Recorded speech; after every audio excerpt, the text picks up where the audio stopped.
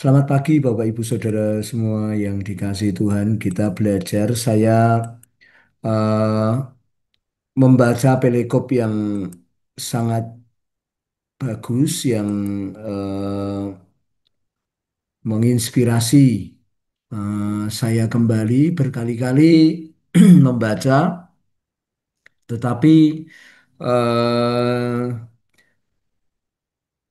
terus perikop ini menguatkan, meneguhkan, membakar ya saudara-saudara supaya kita terus memberitakan Injil dan mencontoh Yesus saudara-saudara ini eh, dalam kegiatannya. Nah, ini aktivitas Yesus di dalam Perikop Matius 9 ayat 35 sampai 38 saja saudara-saudara ya. Ini aktivitas Yesus di situ ya. Di aktivitas beliau banyak sekali, tetapi yang di Perikop ini menguatkan kita, menyegarkan kita supaya kita kembali kepada terbakar visi kita satu GKKD 5 kali, Bapak Ibu Saudara ya. Nah, demikianlah Yesus berkeliling ke semua kota dan desa. Ia mengajar dalam rumah-rumah ibadat, memberitakan Injil Kerajaan Surga, serta melenyapkan segala penyakit dan kelemahan. Melihat orang banyak itu, tergeraklah hati Yesus oleh belas kasihan kepada mereka, karena mereka lelah dan terlantar seperti domba yang tidak bergembala. Maka katanya kepada murid-muridnya, tuaian memang banyak, tetapi pekerjanya sedikit.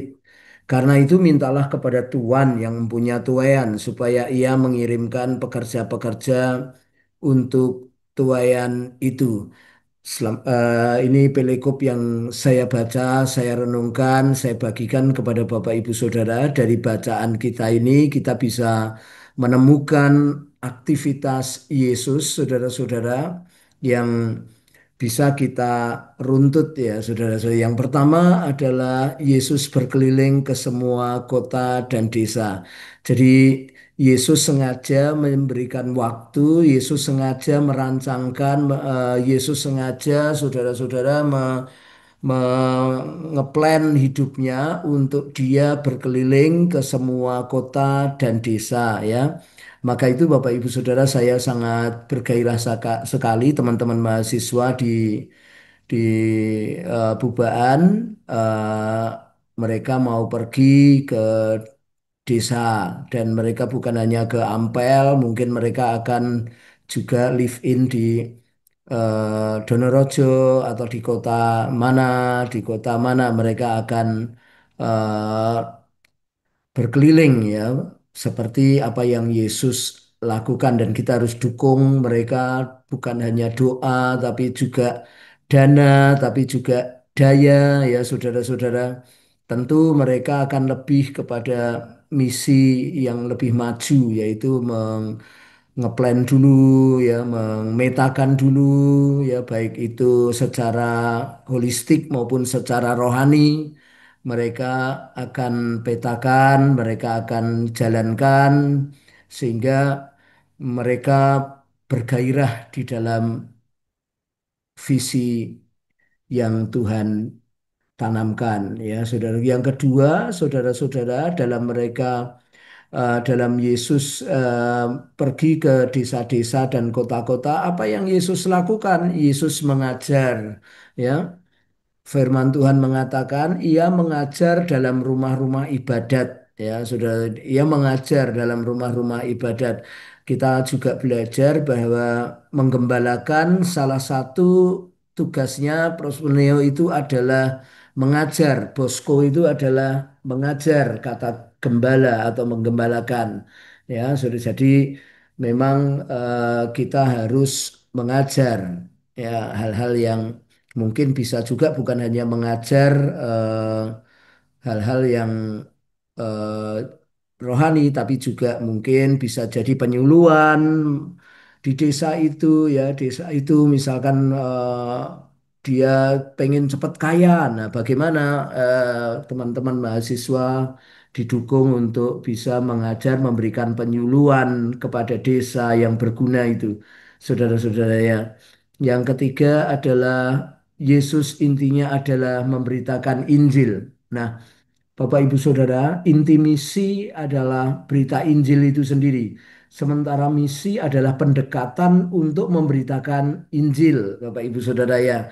Ya, itu inti dari sebuah misi itu adalah memberitakan Injil itu sendiri. Sementara misi belum tentu langsung memberitakan Injil, bisa jadi pendekatan dulu. Ya, saudara-saudara, tetapi yang jelas Yesus di dalam pergi ke desa-desa dan ke kota-kota tujuannya adalah memberitakan Injil. Mau dia nanti pakai holistik dulu, mau dia nanti mungkin mengadakan pengobatan gratis dulu, mau mereka mungkin mengadakan kerja bakti dulu untuk rumahnya Pak Lurah, maksud saya kantornya Pak Lurah, tapi yang jelas intinya adalah memberitakan Injil ya saudara-saudara. Yang kedua, dalam memberitakan Injil Yesus juga mempraktekkan kuasa saudara-saudara ya.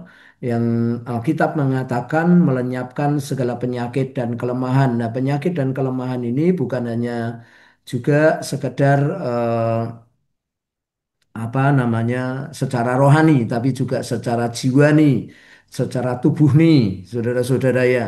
Ya mungkin ada yang kelemahan jiwa, mungkin perlu pemulihan ya.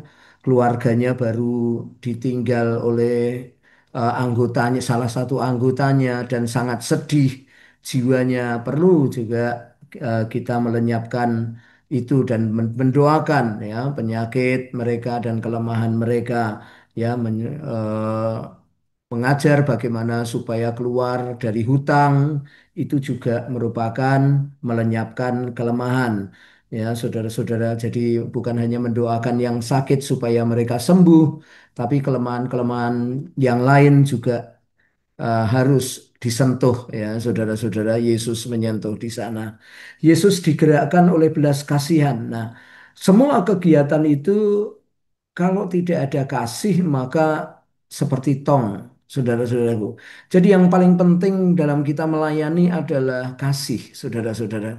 Kasih akan jiwa-jiwa, kasih akan Tuhan, kasih akan Allah kita, kasih akan mereka.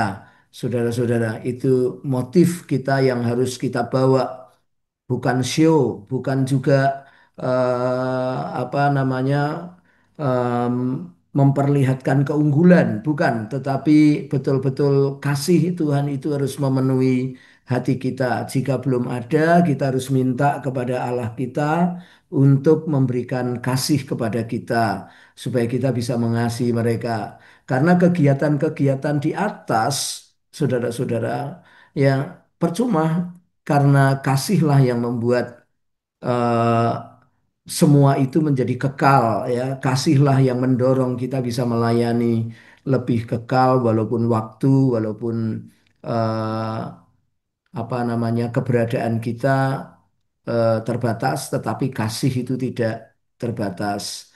Yang nomor 6 ya, saudara-saudara, kita sudah belajar kemarin arti menggembalakan, ya, memfollow up. Karena mereka lelah terlantar seperti domba yang tidak bergembala. Bapak, Ibu, Saudara yang dikasihi Tuhan, kita tidak melihat apa yang dilakukan orang, mungkin itu menyedihkan, menyakitkan, tetapi kita melihat bahwa mereka terlantar seperti domba tidak punya gembala, tidak ada yang mengarahkan. Kita tahu bahwa kita menggembalakan bukan hanya di yang ada di kandang. Yohanes 3 mengatakan bahwa domba-domba Tuhan juga ada yang di luar kandang dan mereka akan mendengar suara Tuhan melalui hidup kita. Yang terakhir, Yesus memberikan visi kepada murid-muridnya untuk mencetak pekerja. Makanya firman Tuhan mengatakan, maka katanya kepada murid-muridnya, tuaian memang banyak, tetapi pekerja sedikit. Karena itu mintalah kepada Tuhan yang empunya tuaian, supaya ia mengirimkan pekerja-pekerja untuk tuaian itu. Contohnya GKKD yang punya visi mencetak pekerja-pekerja, pemimpin-pemimpin baru melalui pemuridan. Contohlah mereka itu semua. Nah, mari kita berdoa, Bapak Ibu Saudara,